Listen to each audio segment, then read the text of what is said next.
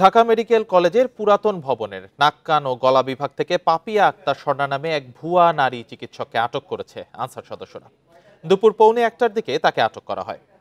Answer সদস্যদের platoon commander পিসি মিজানুর রহমান এ তথ্য নিশ্চিত করেছেন। আনসার সদস্যদের নিয়মিত টহলের সময় একজন শিক্ষার্থী জানান,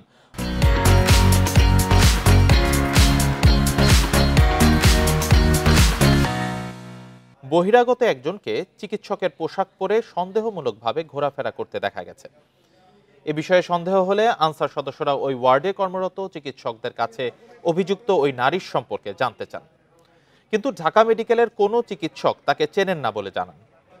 পরে অভিযুক্ত নারীকে হাসপাতালের পরিচালক এবং উপপরিচালকের কাছে নেওয়া হয়। পরে হাসপাতাল কর্তৃপক্ষ অভিযুক্ত পাপিয়া আক্তার স্বর্ণাকে পুলিশে হস্তান্তর করে।